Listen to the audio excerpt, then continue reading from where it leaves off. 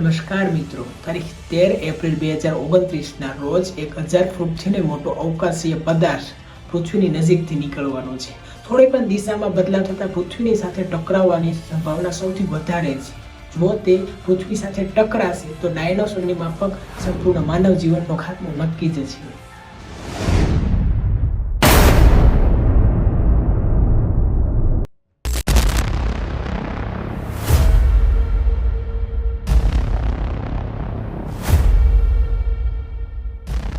જુલાઈ 2038માં ફરી પૃથ્વી સાથે એસ્ટ્રોઇડ ટકરાવવાની સંભાવના 72% જેટલી છે, જે નાસા દ્વારા સ્વીકારવામાં આવ્યું છે. તેથી નાસાએ એલર્ટ પણ જાહેર કરી દીધું છે અને પ્લેનેટ ડિઝર્વ નામનું અભિયાન પણ શરૂ કરી દીધું છે. ત્યારબાદ ઇસરો દ્વારા પણ સ્વીકારવામાં આવ્યું છે કે આ એસ્ટ્રોઇડ પૃથ્વી માટે કેટલો ભયાનક છે. નાસા તેમજ વિવિધ ઇન્ટરનેશનલ સ્પેસ એજન્સીઓ દ્વારા ડિફેન્સ પ્લેનેટરી એક્સરસાઇઝ પણ શરૂ કરવામાં આવી દીધી છે.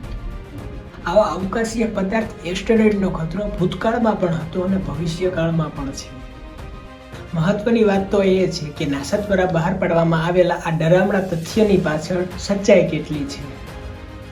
જો આ એસ્ટેરોઇડ સાચે જ પૃથ્વીની સાથે ટકરાય તો તેનો પ્રભાવ કેવો પડે, તેનાથી બચાવવા માટે આપણું નાસા તેમજ ઇન્ટરનેશનલ સ્પેસ એજન્સીઓ શું મદદ કરી શકે, આવા અનેક પ્રશ્નોના જવાબ આગળ આ વિડીયોમાં આપણે જોઈએ.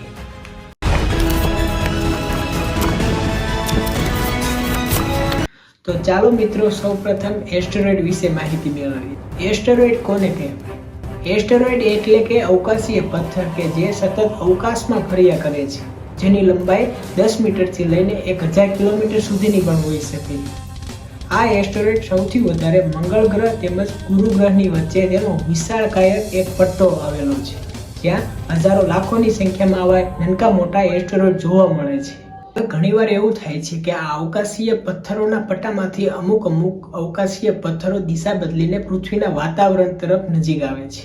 વાતાવરણમાં આવતા તે ઘર્ષણની પ્રક્રિયાથી સળગી ઉઠે છે. તેને જોતા આપણને ખરતો તારો લાગે છે. નાનપણથી જ એવું શીખવવામાં આવ્યું છે કે આવા તારાને જોતા આપણે વીસ માંગવી જોઈએ, પરંતુ આજથી 14 વર્ષ બાદ જે ખરતો તારો જોવા મળશે બેસ્ટ વીસ એવી જ હોવી જોઈએ કે આ ખરતો તારો પૃથ્વી સાથે ના અથડાય.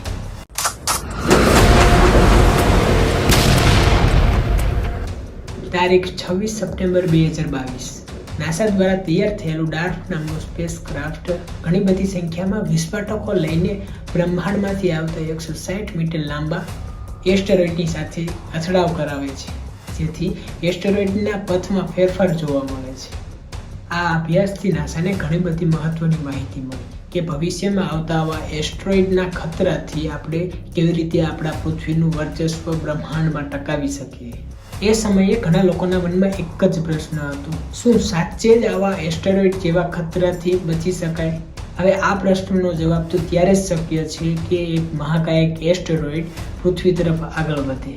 કોઈને પણ અંદાજો ન હતો કે આ સમય આટલો ઝડપથી આવશે. આજથી 14 વર્ષ બાદ એટલે કે 12 જુલાઈ 2038ના રોજ એક વિશાળકાય એસ્ટેરોઇડ પૃથ્વી સાથે અથડાવાનો છે, જેની અથડાવાની સંભાવના 2000% નહીં પરંતુ 72% જેટલી સંભાવના છે. આજ સુધીનો સૌથી વધુ સંભાવનાજનક એસ્ટેરોઇડ જે માનવ સૃષ્ટિનો નાશ કરશે. નાસા દ્વારા ચોંકાવનારું નિવેદન આપવામાં આવ્યું કે અંતરિક્ષ ક્ષેત્રે કરવામાં આવેલું આ ડાર્ક મિશન પણ આ એસ્ટેરોઇડની સામે ફેલ છે. પણ ડાર્ક મિશન દ્વારા મળેલા વિવિધ ડેટા તેમજ જુદી જુદી માહિતીનો ઉપયોગ કરીને વિવિધ દેશની સરકારો તેમજ સ્પેસ એજન્સીઓ સાથે મળીને કોઈક એવી ટેકનોલોજી કે કોઈક એવો પ્લાન બનાવવો પડશે કે જેથી કરીને આ ખતરાની સામે લડી શકાય. પણ સમય મર્યાદા બહુ ઓછી છે. જો સમયસર કામ ન થાય તો માનવ જીવનને બચાવવું બહુ કઠિન છે. નાસાનું એવું કહેવું છે કે આ ભયાનક અવકાશી આફતથી બચવા માટે વિશ્વના જુદા જુદા સરકાર તેમજ જુદી જુદી ઇન્ટરનેશનલ સ્પેસ એજન્સીઓને સાથે મળીને કામ કરવું જોઈએ, જેથી સહેલાઈથી આ આફતની સામે લડી શકાય. ઓલરેડી 100 જેટલા મહાન વૈજ્ઞાનિકો આ અભ્યાસમાં કામે લાગી ચૂક્યા છે. પણ મેઇન પ્લાન તો કંઈક એવો જ છે કે ડાર્ક મિશનના વિવિધ ડેટાનો ઉપયોગ કરી અને ડાર્ક મિશનની જેમ એક સ્પેસ ક્રાફ્ટમાં અનેક વિસ્ફોટકો લઈને અવકાશીય પથ્થરની સાથે વિસ્ફોટ કરવાનો. આ વિસ્ફોટ કરવાનો હેતુ મૂળ તો એક જ છે કે આ અવકાશીય પથ્થરના પથમાં ફેરફાર કરવાનો. પથ બદલાવાનો મુખ્ય હેતુ એ જ હતો કે જે અવકાશીય પથ્થર જે પૃથ્વી સાથે ટકરાવવાનો હતો તેની જગ્યાએ પથ બદલતા તે પૃથ્વીની બાજુમાંથી નીકળી જશે. આવી જ રીતે આપણે પૃથ્વીને બચાવી શકીશું. હવે ઘણા રિપોર્ટરોનું કહેવું એવું છે કે પૃથ્વીને અવકાશીય પથ્થરના ટકરાવમાં હકીકતમાં કેટલો સમય લાગશે. મહત્વનો ડેટા તેમજ તેની ચકાસણી અને અંતરિક્ષમાંથી આવી ઘણી બધી આવતી કુદરતી આફતોની ચકાસણી માટે નાસા દ્વારા ટૂંક સમયમાં એક મિશન લોન્ચ કરવામાં આવી રહ્યું છે. બાણમાંથી આવતા પૃથ્વી ઉપરના ખતરાની ચકાસણી માટે નાસા દ્વારા 2028માં નિયર અર્થ ઓબ્જેક્શન સર્વે સ્પેસ ટેલિસ્કોપ નામનો એક મિશન શરૂ કરવા જઈ રહ્યું છે. એમાં એક ઇન્ફ્રારેડ સ્પેસ ટેલિસ્કોપને પૃથ્વીના ઉપલા વાતાવરણમાં મોકલવામાં આવશે, જે બહારથી આવતા એસ્ટેરોઇડને ટ્રેક કરશે તેમજ તેનો ડેટા કલેક્ટ કરશે. એડવાન્સ ટ્રેકિંગ ટેલિસ્કોપની અવકાશમાં એટલા માટે જરૂરત પડે છે કે આવતી અવકાશી આફતની માહિતી ચોક્કસ હોતી નથી.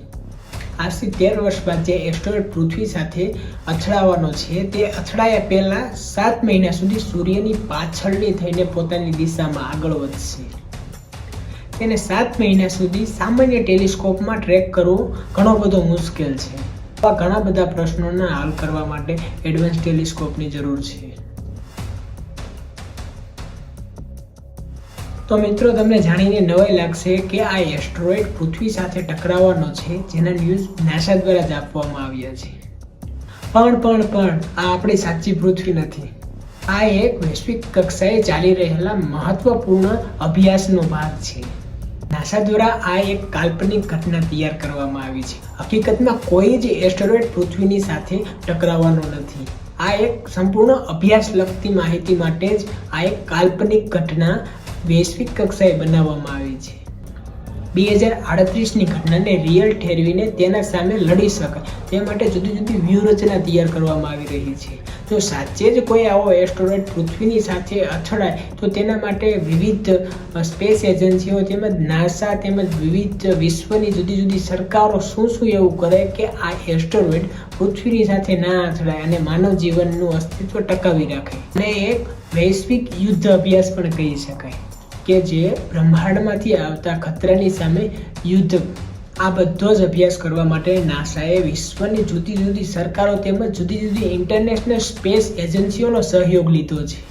નાસા દ્વારા બહાર પાડવામાં આવેલા ઓફિશિયલ રિપોર્ટ મુજબ કે આપણા ગ્રહને એસ્ટેરોઇડથી બચાવવા માટેનો આ પ્લાન 15મી અર્થ ડિઝર્વ મીટિંગમાં લેવામાં આવ્યો હતો. ટૂંકમાં કહું તો સૌરમંડળમાં કોઈ જ એવો એસ્ટેરોઇડ નથી કે જે ભવિષ્યમાં હજારો વર્ષો સુધી પૃથ્વી સાથે અથડાઈ શકે. આવી તબાહી મચાઈ શકે તેવી આફત ના બને તે માટે નાસા તેમજ વિવિધ સ્પેસ એજન્સીઓ પૃથ્વીથી દૂર આવેલા આવા ઘણા બધા એસ્ટેરોઇડને ટ્રેક કરી રહી છે. ભવિષ્યમાં કોઈ જ આવો ખતરો જણાય તો નાસા દ્વારા ઘણા બધા એવા અભ્યાસ છે જેનાથી આવા ખતરાને ટાળી શકાય. એટલે 700-800 વર્ષો સુધી આવા એસ્ટેરોઇડનો ખતરો નહિવત છે, પરંતુ માનવ જીવનને અંદરથી ખતરો છે. આ હરીફાઈની નીતિમાં વિશ્વ યુદ્ધનો ખતરો. જો વિશ્વ યુદ્ધ થશે તો માનવ જીવનનો અંત નક્કી જ છે. તો મિત્રો, તમને શું લાગે છે કે આ 14 વર્ષ સુધીના એસ્ટ્રોનોમિકલ અભ્યાસમાં શું આપણે સફળ થશું કે જે ભવિષ્યમાં આવતા આવા એસ્ટેરોઇડના ખતરાની સામે લડી શકે? જવાબ નીચે કોમેન્ટમાં નાખજો.